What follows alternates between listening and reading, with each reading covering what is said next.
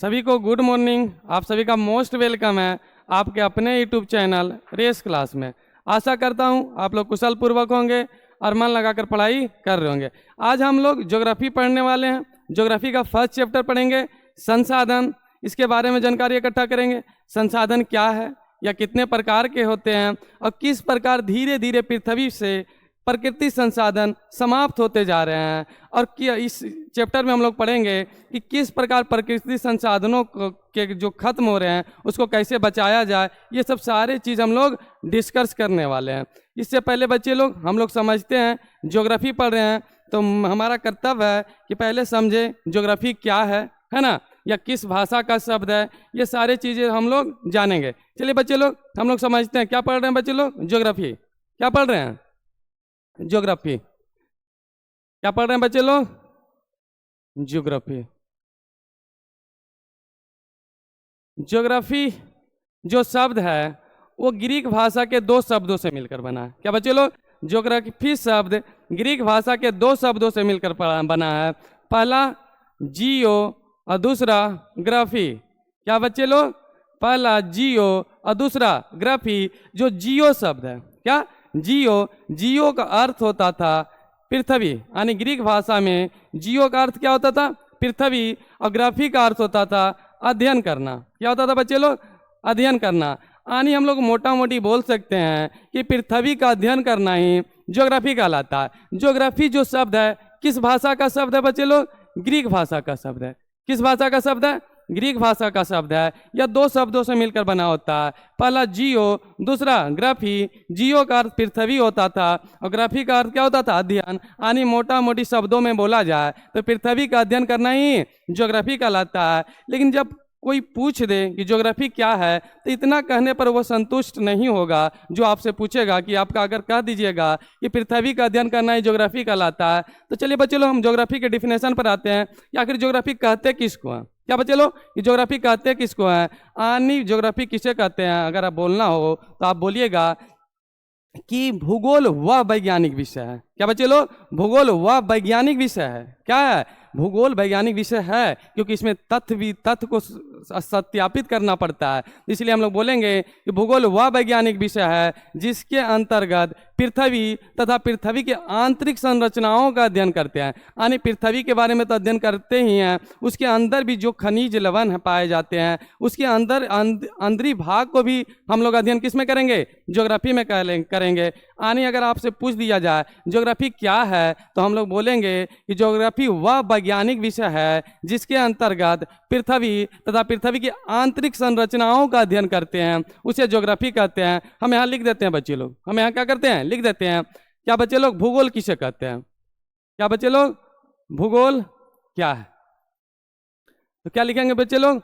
भूगोल वह वैज्ञानिक विषय है। क्या लिखेंगे? वह वैज्ञानिक विषय है जिसमें, क्या बच्चे लोग? जिसमें पृथ्वी तथा पृथ्वी के आंतरिक संरचनाओं का अध्ययन करते हैं। संरचनाओं का अध्ययन करते हैं, उसे भूगोल कहा जाता है। उसे क्या कहते हैं बच्चे लोग? उसे भूगोल कहा जाता है। यानी हम लोग समझे बच्चे लोग, जो ज्योग्राफी है वो दो शब्दों से मिलकर बना है। पहला जियो, दूसरा ग्राफी। जियो का अर्थ पृथ्वी होता था, ग्राफी का अर्थ क्या होता था? अध्ययन करना होता था। भूगोल किसे कहते हैं? भूगोल वह वैज्ञानिक विषय है जिसमें पृथ्वी तथा पृथ्वी की आंतरिक संरचनाओं का अध्ययन करते हैं, उसे क्या कहते हैं? भूगोल कहते हैं। भूगोल का पिता किसे कहते हैं बच्चे लोग? भूगोल का पिता एरेटोस्थनीज को कहते हैं। एरेटोस्थनीज को किसे कहते हैं बच्चे? एरेटोस्थनीज को कहते हैं, क्योंकि ज्योग्राफी शब्द का प्रयोग सर्वप्रथम किसने किया था? एरेटोस्थनीज ने किया था। इसलिए भूगोल का पिता भी हम लोग किसे कहेंगे? एरेटोस्थनीज को कहेंगे। लेकिन एक और नाम कहीं कहीं मिलता है, हेकेटियस। क्या मिलता है? हिकाइटियस। क्या मिलता है बच्चे लोग? हिकाइटियस। हिकैटियस को भी ज्योग्राफी का पिता कहा जाता है, समझा बच्चे लोग। इन कहीं कहीं मिलता है, अधिकतर कहाँ क्या मिलेंगे, एरेटोस्थनीज मिलेंगे। हिकैटियस कौन थे, इन्होंने क्या किया, हिकैटियस वो प्रथम ज्योग्राफी शास्त्र थे जिन्होंने बताया कि जो हमारा पृथ्वी है ना वो चारों तरफ से किससे घिरा हुआ, जल से घिरा हुआ। यानी हिकैटियस साहब बताए थे कि जो हमारा पृथ्वी है वो चारों तरफ किससे घिरा हुआ, यानी जल से घिरा हुआ। और 2 महादेशों के बारे में सर्वप्रथम को चर्चा किए थे, इसलिए कहीं कहीं मिल जाता है। हिकैटियस को भी क्या कहा जाता है, ज्योग्राफी का पिता कहा जाता है। हम लोग समझे बच्चे लोग ज्योग्राफी क्या है, ज्योग्राफी का जनक किसे कहा जाता है, उसके बाद ज्योग्राफी की परिभाषा पर गए हम लोग। ज्योग्राफी किस शब्द से मिलकर बना हुआ है, सबसे पहले हम लोग समझे कि ज्योग्राफी ग्रीक भाषा के शब्द से मिलकर बना हुआ। जो 2 भाषा, जियोग्राफी, जियो का अर्थ पृथ्वी होता था, ग्राफी का अर्थ अध्ययन होता था, यानी पृथ्वी का अध्ययन करना ही ज्योग्राफी कहलाता था। लेकिन अच्छा से हम लोग लिखेंगे कि ज्योग्राफी क्या है, तो भूगोल वह वैज्ञानिक विषय है जिसमें पृथ्वी तथा पृथ्वी के आंतरिक संरचनाओं का अध्ययन करता है, उसे क्या कहते हैं, भूगोल कहते हैं। यहाँ तक आप लोग अच्छी तरीके से समझ चुके होंगे बच्चे लोग। एक सुनहरा ऑफर आप लोग को मैं बता दूं रेस क्लास की ओर से कि क्लास 6 से लेकर 12 तक, खासकर बिहार बोर्ड के बच्चों के लिए क्लास 6 से लेकर 12 तक यूट्यूब पर सभी विषयों की तैयारी फ्री ऑफ कॉस्ट कराई जाएगी। हम लोग आज पढ़ रहे हैं कुछ बच्चे लोग ज्योग्राफी का फर्स्ट चैप्टर हम लोग पढ़ेंगे, जो संसाधन। क्या पढ़ेंगे बच्चे लोग, संसाधन। आगे बढ़ते हैं, यहाँ तक तो समझ में आ गया होगा। स्क्रीनशॉट लेना चाहते हैं तो स्क्रीनशॉट भी ले सकते हैं। चलिए बच्चे लोग आगे बढ़ते हैं। हम लोग आते हैं, चैप्टर शुरू करते हैं। चैप्टर का नाम क्या है, संसाधन। क्या बच्चे लोग, संसाधन। क्या बच्चे लोग, संसाधन। अब आप क्या बच्चे लोग, संसाधन।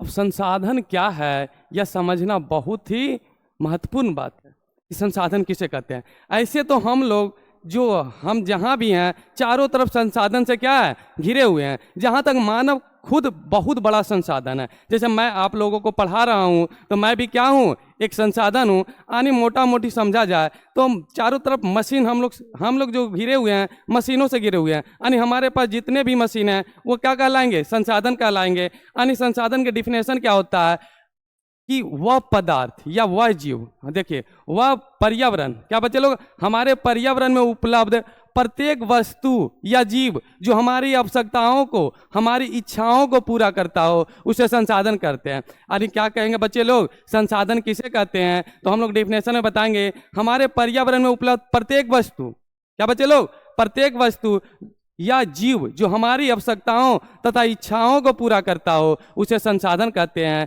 लेकिन क्या हुआ यहाँ पर बच्चे लोग, मानव की आवश्यकताएं तो पूरी की जा सकती थी, लेकिन मानव की इच्छाएं पूरी नहीं की जा सकती थी। इसलिए मानव अपनी इच्छाओं को पूरा करने के लिए पर्यावरण को इतना दोहन किया कि आज पृथ्वी रहने योग्य नहीं रह गया है। बच्चों आज दिल्ली जाएंगे तो दिल्ली में इतना पोल्यूशन है कि कुछ कहना नहीं, क्योंकि पृथ्वी का दोहन किया गया। लेकिन मानव किस लिए किया, अपनी आवश्यकताओं को पूरा करने के लिए नहीं, अपनी इच्छाओं को पूरा करने के लिए। जो संसाधन में, जो डिफिनेशन में हम लोग एक शब्द देख रहे हैं, इच्छाएं, बड़ा खतरनाक शब्द है ना बच्चे लोग। आने संसाधन क्या है, हमारे पर्यावरण में उपलब्ध सभी वस्तु एवं जीव जो हमारी आवश्यकताओं को पूरा करे, उसे संसाधन कहते हैं। वस्तु बच्चे लोग, जैसे वस्तु क्या है, ये जो डिजिटल बोर्ड है ये क्या है, एक वस्तु है। लेकिन हम पढ़ा रहे हैं यहाँ पर तो ये भी क्या है, एक संसाधन है।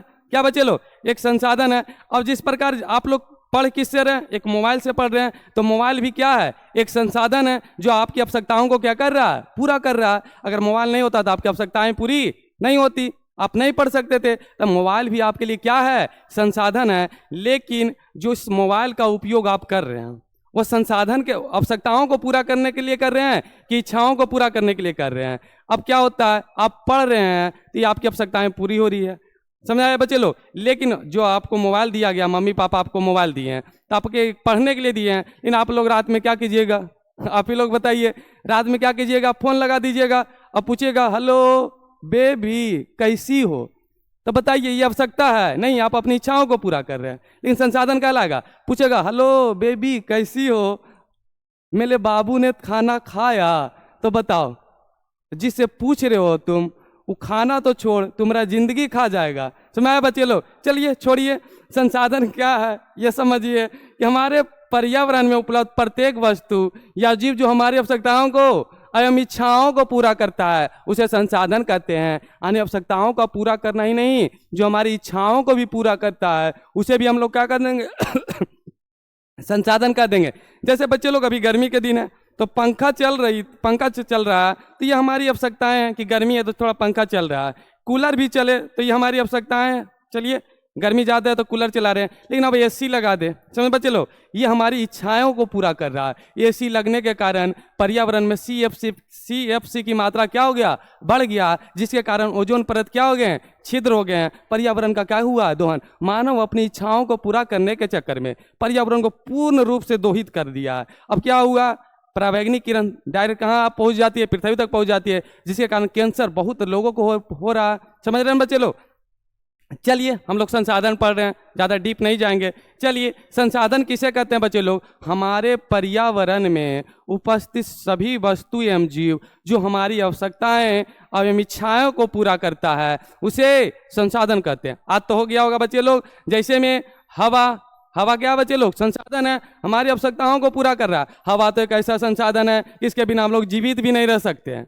क्या नहीं रह सकते हैं, जीवित भी नहीं रह सकते हैं, इसके बारे में सोच भी नहीं सकते कि पृथ्वी पर कैसे रहना है। पानी भी क्या है बच्चे लोग, संसाधन है, ये भी एक ऐसा संसाधन है जिसके बिना मानव ही नहीं पृथ्वी जगत पर कोई भी जीव जीवित नहीं रह सकता है। घर भी क्या बच्चे लोग, जहाँ हम लोग रहते हैं, ये भी क्या है, संसाधन है। सूर्य क्या है, संसाधन है। और बहुत से ऐसे संसाधन होंगे बच्चे लोग जो हम आगे चलकर पूरा डिस्कस करेंगे। यहाँ तो समझ में आ गया होगा कि संसाधन क्या है। हमारे पर्यावरण में उपलब्ध प्रत्येक वस्तु एवं जीव जो हमारी आवश्यकताओं एवं इच्छाओं को पूरा करता है उसे संसाधन कहते हैं। महात्मा गांधी बहुत अच्छे लाइन बोले हैं, आगे चलकर हम लोग पढ़ेंगे।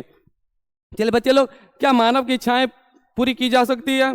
नहीं, मानव की इच्छाएं पूरी नहीं की जा सकती है। अब ये संसाधन जो पढ़ रहे हैं इसकी सबसे ज्यादा आवश्यकता किसको है, मानव को है। किसको है, मानव को है। और मानव स्वयं एक बहुत बड़ा संसाधन है। क्या बच्चे लोग, मानव स्वयं एक बहुत बड़ा संसाधन है। और दुनिया में जितने भी संसाधन है उसका उपयोग कर भी कौन रहा है, मानव कर रहा है। ऐसा थोड़ा है कि जंगली जानवर आके ट्रेन में बैठता है, बस में बैठता है, नहीं, वो संसाधन है, लेकिन किसके लिए है, मानव के लिए है ना बच्चे लोग। हेलीकॉप्टर पर तो उन लोग सैर नहीं करता है ना। चलिए यहाँ तक समझ में आ गया। या तो हम लोग और अच्छे और शॉर्टकट, अगर आप लोग को नया याद हो रहा है ये वाला लाइन, तो आप ये भी याद कर सकते हैं, वैसा वस्तु जिस पर मानव लंबे समय तक निर्भर रहता है, वैसा वस्तु या जीव जिसमें मानव क्या लंबे समय तक निर्भर रहता है उसे संसाधन कहते हैं। लेकिन डिफिनेशन ये वाला लिख के आना एग्जाम में बच्चे लोग, यहाँ से नंबर मिलेंगे। चलिए वैसा वस्तु जिस पर लंबे समय तक मानव निर्भर रहता है संसाधन कहते हैं। हवा, लंबे समय तक हम लोग निर्भर हैं, इसी पर निर्भर ही हैं।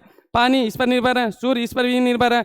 अब एक शर्त है बच्चे लोग कि कोई वस्तु जब तक संसाधन नहीं कहलाएगा जब तक मानव उसका उपयोग करना ना सीखे। याद रखिएगा बच्चे लोग, ये बहुत बड़ा लाइन है कि कोई भी वस्तु जब तक संसाधन नहीं कहलाएगा जब तक उसका उपयोग कौन नहीं करेगा, मानव नहीं करेगा। यानी जिस वस्तु का, जिस जीव का उपयोग मानव नहीं करे वह संसाधन नहीं कहलाएगा। आप ही सोचिए, अगर ये लाइन देखिए कितना अच्छा है कि कोई वस्तु जब तक संसाधन नहीं कहलाएगी जब तक मानव उसका उपयोग ना करे। इसका बहुत सा उदाहरण है बच्चे लोग। आज से हजारों करोड़ों साल पहले पृथ्वी के अंदर में, भूभाग में कोयला था, लेकिन हम लोग उपयोग करना नहीं जानते थे, इसलिए कोयला हमारे लिए संसाधन नहीं था। आज से बहुत साल पहले पेट्रोलियम था, लेकिन हम लोग उपयोग करना नहीं जानते थे, इसीलिए पेट्रोलियम हमारे लिए संसाधन नहीं था। आज से बहुत साल पहले लिथियम था, लेकिन हम लोग उपयोग करना नहीं जानते थे, इसलिए लिथियम हमारे लिए संसाधन नहीं था। यानी इस शर्त में लिखा है कि कोई वस्तु तभी संसाधन कहलाएगा जब तक उसका उपयोग कौन नहीं करेगा, मानव नहीं करेगा। अगर मानव नहीं करता है तो वह संसाधन नहीं है। क्या बच्चे लोग, फिर आप लोग से पूछ रहा हूं, क्या मानव की इच्छाएं पूरी की जा सकती है? नहीं, मानव की इच्छाएं पूरी नहीं की जा सकती है। इसकी क्या पूरा किया जा सकता है? आवश्यकताएं पूरी की जा सकती है। मानव इच्छाओं को पूरा करने के चक्कर में पर्यावरण को पूरा दोहन कर दिया है। आज तो यह स्थिति है कि पृथ्वी के पर कुछ शहर ऐसे भी हैं जहां रहने योग्य नहीं है। क्या बच्चे लोग, रहने योग्य नहीं है। जैसे मैं आप लोग को मैं बताया, दिल्ली रहने योग्य नहीं है। चलिए बच्चे लोग, यहाँ पर भागवत गीता में भी बहुत अच्छी लाइन लिखा गया है। बच्चे लोग, भागवत गीता में बहुत अच्छी लाइन लिखा गया है इच्छाओं के बारे में। आप लोग को मैं सुनाता हूँ। भागवत गीता कहती है कि खुशियों की चाबी इच्छाओं का ना होना है। क्या बच्चे लोग, कि खुशियों की चाबी इच्छाओं का ना होना है। इच्छाएं रहेगी तो दुख भी रहेगा, इच्छाएं रहेगी तो दुख भी रहेगा। तो आज देखिए पृथ्वी पर हर एक मानव जिससे मिल लीजिए सब दुखी है, क्योंकि अपनी इच्छाओं को पूरा करना चाह रहा है और इच्छाएं कभी पूरी नहीं होती है। चलिए संसाधन पर है, यहां तक समझ में आ गया होगा कि संसाधन किसे कहते हैं। अब हम लोग आगे बढ़ते हैं बच्चे लोग, चलिए आगे बढ़ते हैं। हम लोग एक व्यक्ति है एग्जाम के दृष्टिकोण से बहुत भी आई है, जिनका नाम है जिम्मरमैन। क्या बच्चे लोग, जिम्मरमैन। ये एग्जाम में बहुत बार क्वेश्चन पूछा गया है कि किसने कहा संसाधन होते नहीं बनाए जाते हैं। क्या बच्चे लोग, किसने कहा संसाधन होते नहीं बनाए जाते हैं? तो किसने कहा था? जिम्मरमैन ने। किसने कहा था? जिम्मरमैन ने। याद रखिएगा, जिम्मरमैन बोले थे कि संसाधन होते नहीं हैं, क्या किया जाते हैं? बनाए जाते हैं। क्या किया जाते हैं? बनाए जाते हैं। गांधी जी बहुत महान व्यक्ति, आप लोग तो जानते होंगे। गांधी जी ने कहा था कि हमारे पास पर्यावरण पेट भरने के लिए बहुत कुछ दिया। यह बात एकदम 100% सत्य है बच्चे लोग। गांधी जी बहुत योग्य व्यक्ति थे। देखिए कितना अच्छे लाइन लिखे उन्होंने कहा कि पर्यावरण हमें पेट भरने के लिए बहुत कुछ दिया है, लेकिन पेटी भरने के लिए नहीं। क्या बच्चे लोग, बोले कि पेट भरने के लिए बहुत कुछ दिया पर्यावरण, जो मानव की आवश्यकताओं को पूरा किया जा सकता है, लेकिन पेटी भरने के लिए नहीं। लेकिन आजकल के मानव क्या किया है? पेटी भरना चाहता है, पेट भरना नहीं चाहता है। इसीलिए पर्यावरण का क्या किया है? पूरी तरीका से दोहन करना शुरू कर दिया है। क्या किया? दोहन करना शुरू कर दिया है। लेकिन क्या कीजिएगा, इसीलिए पर्यावरण धीरे धीरे दूषित होते जा रहा है। चलिए बच्चे लोग, अब आते हैं हम लोग संसाधन। क्या बच्चे लोग, संसाधन को मुख्य रूप से हम लोग दो भागों में बांट सकते हैं। ये वाला नाम याद रखिएगा, जिम्मरमैन। एग्जाम में पूछा हुआ क्वेश्चन है, किसने कहा था संसाधन होते नहीं बनाए जाते हैं? जिम्मरमैन। किसने कहा था? जिम्मरमैन। एक बार और बोल देता हूं, किसने कहा था? जिम्मरमैन। चलिए बच्चे लोग, अब आते हैं संसाधन। क्या बच्चे लोग, संसाधन को दो भागों में मैंने बांटा, एक प्राकृतिक संसाधन, एक मानव निर्मित संसाधन। क्या बच्चे लोग, जितने भी संसाधन हमारे पास उपस्थित है अभी, है ना, पृथ्वी पर, इसको दो भागों में बांट दिया मैंने, एक प्राकृतिक संसाधन, दूसरा मानव निर्मित संसाधन। क्या बच्चे लोग, एक प्राकृतिक संसाधन, दूसरा मानव निर्मित संसाधन। प्राकृतिक संसाधन किसे कहेंगे बच्चे लोग? एकदम सिंपल है, आप लोग लिखिएगा, हम नहीं लिखेंगे। चलिए हम बता देते हैं कि प्राकृतिक संसाधन किसे कहते हैं। वैसा संसाधन जो प्रकृति हमें स्वयं प्रदान करती है और जिसे संशोधन की जरूरत नहीं होती है। क्या बच्चे लोग, क्या लिखिएगा? वैसा संसाधन जो प्रकृति हमें स्वयं प्रदान करती है उसे प्राकृतिक संसाधन कहते हैं। जैसे हवा।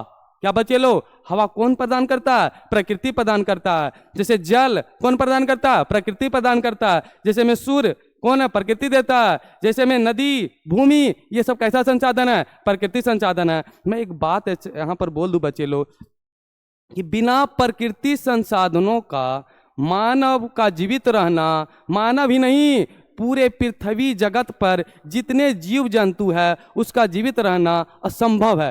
प्रकृति संसाधन ही सबसे महत्वपूर्ण संसाधन है। आज मानव जितना चिल्ला चिल्ला के बोल दे, है ना, जितना जोर से बोल दे कि मानव बहुत विकास कर दिया, बहुत विकास कर लिया, बहुत विकास कर लिया, मानव चंद्रमा तक पहुंच गया, मैं आपको बता दूं बच्चे लोग, बिना प्रकृति संसाधन के हमारे पृथ्वी तक जीवित रहना भी क्या है? मुश्किल है। हम लोग ज़्यादा विकास नहीं किए।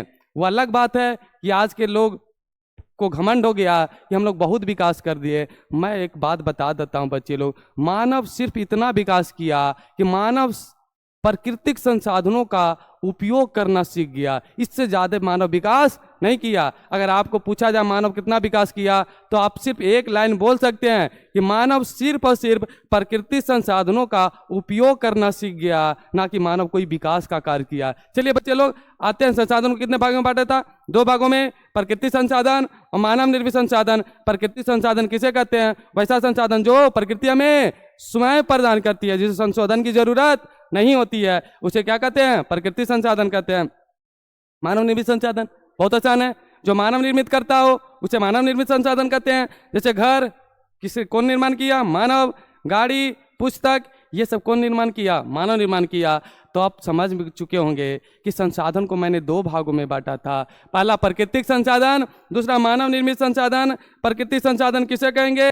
हवा, जल, सूर्य, भूमि आदि सब क्या है? प्राकृतिक संसाधन है, जो प्रकृति हमें स्वयं प्रदान करती है, जिसे संशोधन की आवश्यकता नहीं होती है उसे प्राकृतिक संसाधन कहते हैं। मानव निर्मित संसाधन किसे कहते हैं? जो मानव द्वारा निर्मित किया जाता है उसे मानव निर्मित संसाधन कहते हैं। जिम्मरमैन, याद रखिएगा, एग्जाम में क्वेश्चन पूछेगा कि किसने कहा था कि संसाधन होते नहीं बनाए जाते? किसने कहा था? जिम्मरमैन ने। चलिए बच्चे आगे बढ़ते हैं,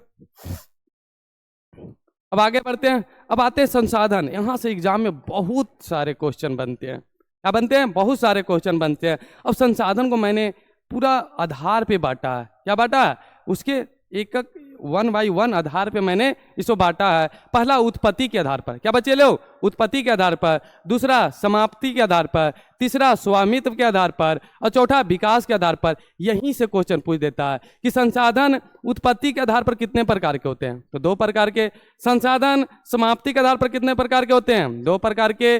संसाधन स्वामित्व के आधार पर कितने प्रकार के होते हैं? 4 प्रकार के। संसाधन विकास के आधार पर कितने प्रकार के होते हैं? 4 प्रकार के। और चारों क्वेश्चन एग्जाम में पूछा हुआ, आप लोग जाके देख लीजिएगा, चारों के चारों क्वेश्चन पूछे हुए एग्जाम में। हम आप लोग को एक बार बोल देता हूं। पहले तो संसाधन को मैंने 4 आधार मानकर बांटा। पहला उत्पत्ति, दूसरा समाप्ति, तीसरा स्वामित्व। स्वामित्व मतलब मालिक होता है, स्वामित्व के आधार पर। और चौथा उसके विकास के आधार पर। तो पहले मैंने बांटा उत्पत्ति के आधार पर संसाधन कितने प्रकार के होते हैं? 2 प्रकार के। समाप्ति के आधार पर भी संसाधन कितने प्रकार के होते हैं?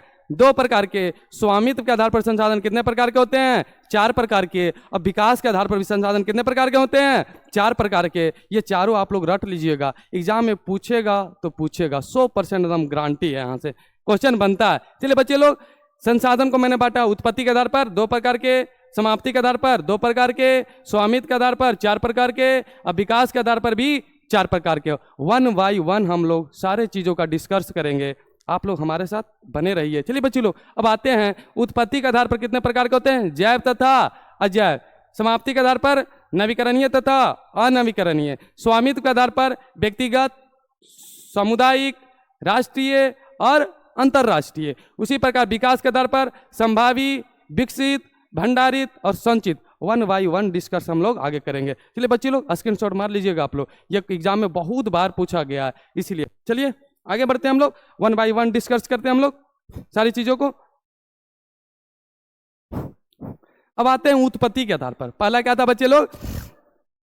उत्पत्ति के आधार पर। उत्पत्ति के आधार पर संसाधन कितने प्रकार के होते हैं बच्चे लोग? 2 प्रकार के। कितने प्रकार के होते हैं? 2 प्रकार के। मैंने बताया था उत्पत्ति के आधार पर संसाधन कितने प्रकार के होते हैं? 2 प्रकार के। पहला जैव, दूसरा अजैव।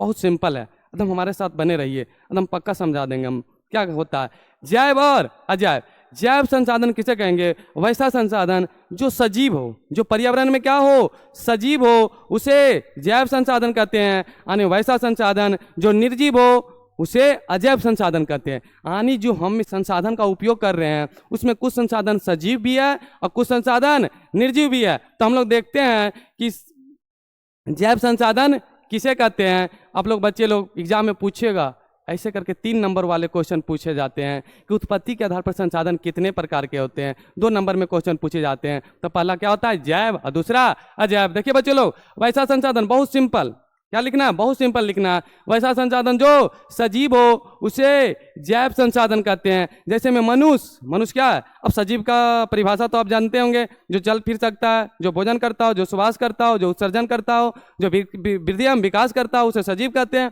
इतना तो आप लोग जानते होंगे। चलिए, वैसा संसाधन जो सजीव हो उसे जैव संसाधन कहते हैं। जैसे मनुष्य, पेड़ पौधा, पंछी क्या है? जैव संसाधन है। कैसा संसाधन है? जैव संसाधन है। अब लोग बच्चे लोग, अजैव इसका उल्टा होगा, जो निर्जीव हो उसे क्या कहते हैं? अजैव संसाधन कहते हैं। जैसे हम बच्चे लोग, कोयला क्या है? निर्जीव है। जैसे में पेट्रोलियम, लकड़ी आदि क्या है? अजैव संसाधन है। यानी हम लोग डिस्कस किए कि उत्पत्ति के आधार पर संसाधन 2 प्रकार के होते हैं। पहला तो जैव होते हैं, दूसरा अजैव होते हैं। वैसा संसाधन जो सजीव होते हैं उसे जैव संसाधन कहते हैं। जैसे मनुष्य, जानवर, पंछी, आम, पेड़ पौधा। अजैव संसाधन किसे कहते हैं? जो निर्जीव होते हैं उसे अजैव संसाधन कहते हैं। जैसे में कोयला, पेट्रोलियम, लकड़ी सब क्या है? अजैव संसाधन है। चलिए हम लोग आगे बढ़ते हैं। तो समाप्ति के आधार पर दूसरा क्या पढ़ रहे हैं हम लोग? पहला तो उत्पत्ति के आधार पर पढ़ लिए, 4 भागों में बांटे थे, उत्पत्ति के आधार पर, समाप्ति के आधार पर, स्वामित्व के आधार पर और विकास के आधार पर। तो उत्पत्ति के आधार पर हम लोग डिस्कस कर चुके हैं। तो दूसरा हम लोग डिस्कस करेंगे समाप्ति के आधार पर। किसके आधार पर? समाप्ति के आधार पर भी संसाधन 2 प्रकार के होते हैं। पहला नवीकरणीय, क्या बच्चे लो? नवीकरणीय। और दूसरा अनवीकरणीय। क्या होता है? पहला नवीकरणीय होता है ना, दूसरा अनवीकरणीय होता है। नवीकरणीय संसाधन किसे कहेंगे? वैसा संसाधन जिसका प्रयोग पुनः किया जा सकता है। यानी प्रकृति में कुछ ऐसे संसाधन है जिसका प्रयोग बार बार किया जा सकता है, वैसे संसाधन को नवीकरणीय संसाधन कहते हैं। क्या कहेंगे बच्चे लोग? वैसा संसाधन जिसका प्रयोग पुनः किया जा सकता है उसे नवीकरणीय संसाधन कहेंगे। अनवीकरणीय इसका उल्टा कर देंगे, वैसा संसाधन जिसका प्रयोग पुनः नहीं किया जा सकता। यानी प्रकृति में कुछ ऐसे संसाधन हैं जिसका एक बार प्रयोग किया जाए तो वो क्या हो जाता है? धीरे धीरे समाप्त हो जाता है। यानी प्रकृति में वैसे संसाधन को सुरक्षित भी रखना है, अनवीकरणीय संसाधन को क्या करना है? सुरक्षित रखना है, ताकि भविष्य में जो हमारे अगली पीढ़ी के लोग आए उसका उपयोग कर सके। लेकिन महात्मा गांधी की बात सुने भी होंगे आप लोग कि पर्यावरण हमको पेट भरने के लिए बहुत कुछ दिया, लेकिन पेटी भरने के लिए नहीं। इन मानव स्वार्थी हो गया है। अब अनवीकरणीय संसाधन धीरे धीरे क्या हो रहे हैं? समाप्त होते जा रहे हैं। चलिए बच्चे लोग, नवीकरणीय संसाधन किसे कहते हैं? वैसा संसाधन जिसका प्रयोग पुनः किया जा सके उसे नवीकरणीय संसाधन कहते हैं। जैसे में सौर ऊर्जा, आज सौर ऊर्जा का प्रयोग कर लिए, आज फिर रात हो गया, फिर सुबह हो सौर ऊर्जा का प्रयोग कर लेंगे, फिर परसों कर लेंगे, फिर तरसों कर लेंगे। यानी सौर ऊर्जा का प्रयोग बार बार कर सकते हैं। इसी प्रकार पवन ऊर्जा का प्रयोग हम लोग बार बार कर सकते हैं पवन चक्की के द्वारा। फिर जल का प्रयोग भी कर सकते हैं। ये सब क्या है? नवीकरणीय संसाधन है। कैसा संसाधन है? नवीकरणीय संसाधन है। अनवीकरणीय संसाधन पर ध्यान दिया जाए बच्चे लोग। हमारा कर्तव्य बनता है कि आने वाली पीढ़ी के लिए भी कुछ संसाधन बचा रहे। आगे चल के हम लोग पढ़ेंगे कि सतत विकास क्या है। सतत विकास उसी को कहते हैं जो उपयोग संसाधन को ऐसा उपयोग किया जाए जो हमारी आवश्यकताओं को भी पूरा हो जाए और आने वाली पीढ़ी के लिए उसकी आवश्यकताएं भी बनी रहे, समय उसकी आवश्यकताओं को भी बनाया जा सके, उसे अनवीकरण, उसे सतत विकास। हम लोग आगे चल के डिस्कस करेंगे सतत विकास पर।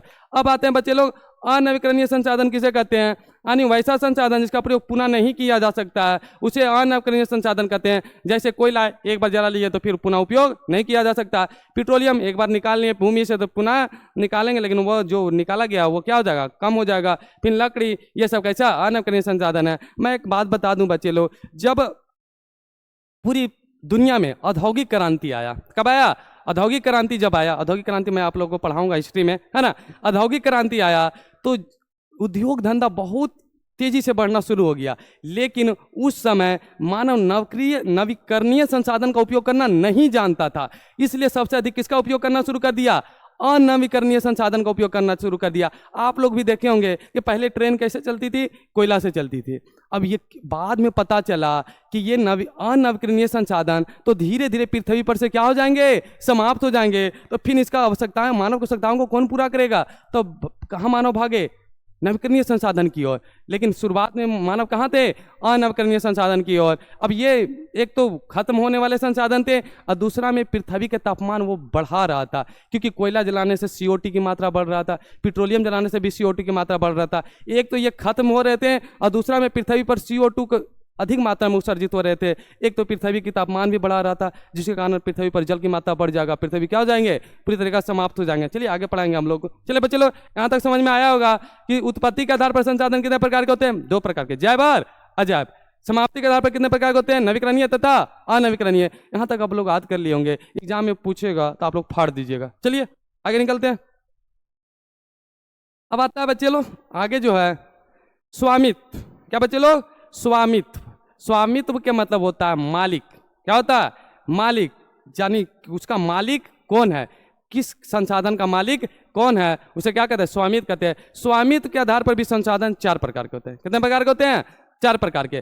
पहला व्यक्तिगत संसाधन, दूसरा सामुदायिक संसाधन, तीसरा राष्ट्रीय संसाधन और चौथा अंतरराष्ट्रीय संसाधन। यानी स्वामित्व के आधार पर संसाधन कितने प्रकार के होते हैं? 4 प्रकार के होते हैं।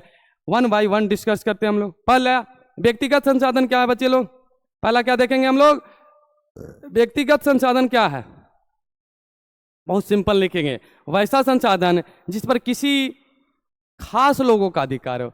वैसा संसाधन जिस पर किसी खास लोगों का अधिकार हो उसे व्यक्तिगत संसाधन कहते हैं। जैसे में आपका घर आपके लिए है, इसलिए वो कैसा संसाधन है? व्यक्तिगत संसाधन है। आपका चापाकल किसके लिए है? आपके लिए है, तो वह कैसा संसाधन है? व्यक्तिगत संसाधन है। आपका जो मोटरसाइकिल है किसके लिए? आपके लिए है, तो आपका है तो क्या है? व्यक्तिगत संसाधन है। हमारा यह मोबाइल कैसा संसाधन है? व्यक्तिगत संसाधन है, क्योंकि मैं यूज कर रहा हूँ, है ना, इसलिए कैसा संसाधन हो गया? व्यक्तिगत संसाधन हो गया। व्यक्तिगत संसाधन किसे कहेंगे बच्चे लोग? वैसा संसाधन जिस पर किसी खास व्यक्ति का अधिकार होता हो।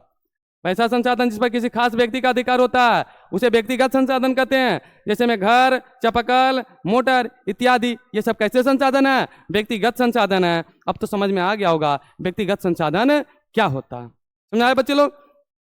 अब आता है सामुदायिक संसाधन। नाम से ही समझ में आ रहा होता है ना कि सामुदायिक संसाधन किसे कहते हैं? वैसा संसाधन जिस पर किसी समुदाय का अधिकार हो। क्या बच्चे लोग? वैसा संसाधन जिस पर किसी समुदाय का अधिकार हो। किसी समुदाय का अधिकार हो उसे समुदाय का संसाधन कहते हैं। जैसे स्कूल किसी खास के लिए नहीं रहता, स्कूल पूरे पंचायत के लिए रहता है। किसी खास पंचायत के लिए स्कूल बनाया गया, इसीलिए से किसी समुदाय का अधिकार होता है। जैसे शमशान घाट, क्या आप एक व्यक्ति का शमशान घाट होता है? नहीं, सारे व्यक्तियों का शमशान घाट होता है। इसीलिए ये क्या कैसा संसाधन है? सामुदायिक संसाधन है। मंदिर एक व्यक्ति के लिए तो नहीं होता होगा, सारे के व्यक्तियों के लिए होता है, इसलिए ये सब क्या है? सामुदायिक संसाधन है कि समुदाय के लिए होता है। यानी पूछा जाए कि सामुदायिक संसाधन क्या है, तो वैसा संसाधन जिस पर किसी खास समुदाय का अधिकार होता है उसे सामुदायिक संसाधन कहते हैं। जैसे में मंदिर सभी जगह, स्कूल, शमशान घाट, तालाब, ये सब कैसे संसाधन है? सामुदायिक संसाधन है। कैसे संसाधन है? सामुदायिक संसाधन है। अब एक बहुत अच्छा क्वेश्चन अगला टॉपिक है राष्ट्रीय संसाधन। राष्ट्रीय संसाधन किसे कहते हैं? वैसा संसाधन जो देश के सीमा के अंदर हो। क्या बच्चे लोग? वैसा संसाधन जो देश के सीमा के अंदर हो उसे राष्ट्रीय संसाधन कहते हैं। जैसे भारतीय सीमा के अंदर जो भी चीज होंगे ये कैसा संसाधन होंगे? राष्ट्रीय संसाधन होंगे। इसके बाहर क्या हो जाएंगे? अलग देश के संसाधन है। वैसा संसाधन जो किसी देश के सीमा के भीतर होता हो उसे राष्ट्रीय संसाधन कहते हैं। जैसे में जंगल, बच्चे लोग, जंगल कैसा संसाधन है? राष्ट्रीय संसाधन है। नदी कैसा संसाधन है? राष्ट्रीय संसाधन है। राष्ट्र का हक होता है इस पर। पहाड़ पर्वत जो है कैसा संसाधन है? राष्ट्रीय संसाधन है बच्चे लोग। समुद्री सीमा भी बांटा गया है। जो समुद्री सीमा है वो भी बांटा गया। यहाँ से क्वेश्चन पूछता है, मैं आप लोगों को बता देता हूँ बच्चे लोग। चलिए, मानिए भारत है, क्या है? भारत है।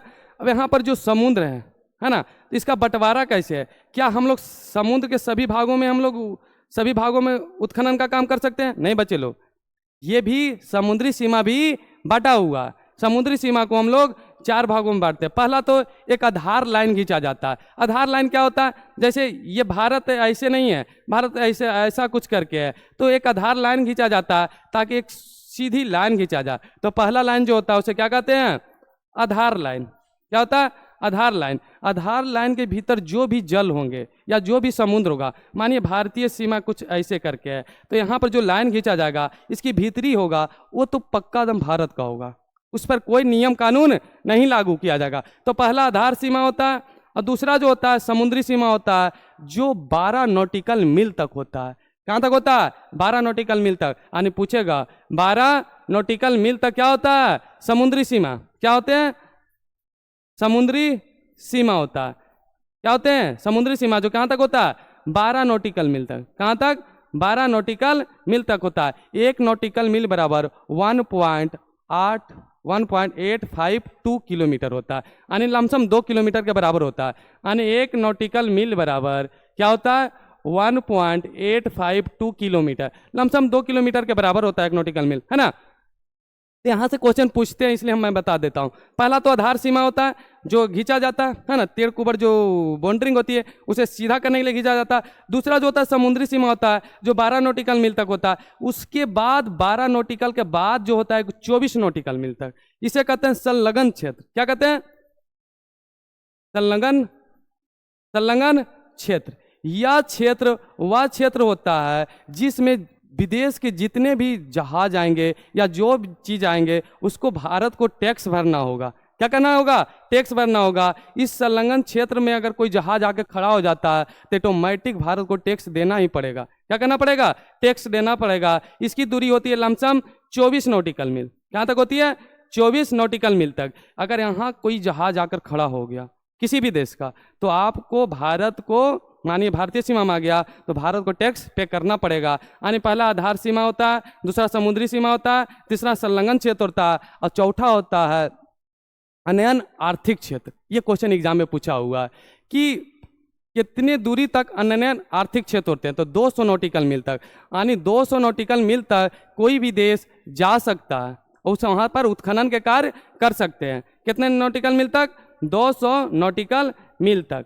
क्या होता है? आर्थिक अनयन क्षेत्र। क्या होता है? आर्थिक अनयन क्षेत्र होते हैं। यानी राष्ट्रीय संसाधन समझ में आया होगा। स्वामित्व के आधार पर संसाधन कितने प्रकार के होते हैं? 4 प्रकार के। व्यक्तिगत संसाधन, वैसा संसाधन जिस पर किसी खास व्यक्ति का अधिकार हो उसे व्यक्तिगत संसाधन कहते हैं। सामुदायिक संसाधन, वैसा संसाधन जिस पर किसी खास समुदाय का बोध हो, जैसे मंदिर हो गया ना, मस्जिद हो गया, स्कूल हो गया, शमशान घाट। राष्ट्रीय संसाधन जो देश के भीतर होता है उसे राष्ट्रीय संसाधन कहते हैं। अंतर्राष्ट्रीय संसाधन बच्चे लोग, वैसा संसाधन जिस पर किसी देश का अधिकार ना हो उसे अंतर्राष्ट्रीय संसाधन कहते हैं। या तो सभी देश का अधिकार हो या तो किसी भी देश का अधिकार ना हो उसे अंतर्राष्ट्रीय संसाधन कहते हैं। जैसे 200 नॉटिकल मील के बाद जो समुद्री सीमा होगा वो सारे देशों के लिए खुला रहेगा। किसके लिए खुला रहेगा? सारे देशों के लिए खुला रहेगा। 80 किलोमीटर के बाद जो वायुमंडल है, वायुमंडल भी बांटा हुआ है कि 80 किलोमीटर तक उसी देश का, उसके बाद क्या हो जाएगा? अंतर्राष्ट्रीय हो जाएगा। तो यहाँ तक आप लोग समझ में आया होगा। राष्ट्रीय और व्यक्तिगत में थोड़ा कंफ्यूजन है। क्या है? कंफ्यूजन है। यहाँ राष्ट्रीय जो संसाधन है वो थोड़ा दिमाग लगा दिया। क्या कंफ्यूजन है कि अगर आप व्यक्तिगत संसाधन क्या किसे कहते हैं? वैसा संसाधन जिस पर किसी खास व्यक्ति का अधिकार हो उसे व्यक्तिगत संसाधन कहते हैं। जैसे मैं आपको बता दूं, अगर आपके चापाकल से पानी निकल रहा है तो व्यक्तिगत संसाधन है, लेकिन आपके चापाकल से अगर पेट्रोल निकल गया तो कैसा संसाधन हो जाएगा? राष्ट्रीय संसाधन हो जाएगा। यहाँ पर ध्यान दीजिएगा, बहुत तेज है यहाँ पर ही। जितना खराब या नॉर्मल चीज है वो व्यक्तिगत के है, जितना अच्छा चीज निकल गया वो किसका हो जाएगा? राष्ट्रीय संसाधन हो जाएगा। अगर पुलिस आपके घर में भूमि को नीचे खनन का कार्य करे, अगर दारू निकल गया, शराब निकल गया तो आपका जेल में, अगर सोना निकल गया तो किसका? राष्ट्र का, लेके चल जाएगा सरकार। वो समझ लीजिए, अगर आपके घर में बीबी है तो आपका, लेकिन साली है तो राष्ट्र का। साली है तो राष्ट्र का, मतलब पूरा देश के साली हो गया। बीबी व्यक्तिगत, साली राष्ट्रीय। यहाँ पर ध्यान दीजिएगा थोड़ा सा। चलिए बच्चों लोग समझ में आ गया होगा व्यक्तिगत और राष्ट्रीय क्या होता है। अगर कोई महंगा वस्तु या अनोखा चीज निकल जाए तो राष्ट्र के हो जाते हैं। क्या हो जाते हैं? राष्ट्र के हो जाते हैं। जैसे आपके घर में सोना निकल गया, ऐसा मत सोचिएगा व्यक्तिगत संसाधन है, नहीं, राष्ट्रीय संसाधन हो जाएगा। आपके घर में बीबी रहे तो व्यक्तिगत, साली रहे तो राष्ट्रीय। समझ आ गया? साली सबका होता है, व्यक्तिगत मत कीजिए। चलिए अब आते हैं विकास के आधार पर भी संसाधन कितने प्रकार के होते हैं? 4 प्रकार के। कितने प्रकार के होते हैं? 4 प्रकार के होते हैं। विकास में तो समझते होंगे, मतलब विकसित, जो धीरे धीरे क्या कर रहा है? विकास की ओर चल रहा है। तो विकास के आधार पर भी संसाधन 4 प्रकार के होते हैं। पहला संभावी होता है, दूसरा विकसित होता है, तीसरा भंडारित होता है और चौथा संचित होता है। और 1 बाय 1 डिस्कस करते हैं हम लोग। चलो शुरू करते हैं। संभावी संसाधन किसे कहते हैं? वैसा संसाधन जो भविष्य में जिसका उपयोग किया जाए, संभावना हो। क्या हो? संभावना हो। यानी वैसा संसाधन जिसका उपयोग भविष्य में किया जाए उसे संभावी संसाधन कहते हैं। जैसे हाइड्रोजन से चलने वाली कार अभी नहीं है, भविष्य में इसका उपयोग कर सकते हैं। हाइड्रोजन को भविष्य का ईंधन कहा जाता है, इसलिए इसका भविष्य में इसका उपयोग हम लोग कर सकते हैं। इसीलिए संभावी संसाधन किसे कहेंगे बच्चे लोग? वैसा संसाधन। यानी वैसा संसाधन जिसका उपयोग भविष्य में किया जा सके उसे संभावी संसाधन कहते हैं। जैसे हाइड्रोजन से चलने वाली बसें या कार, ये सब क्या है?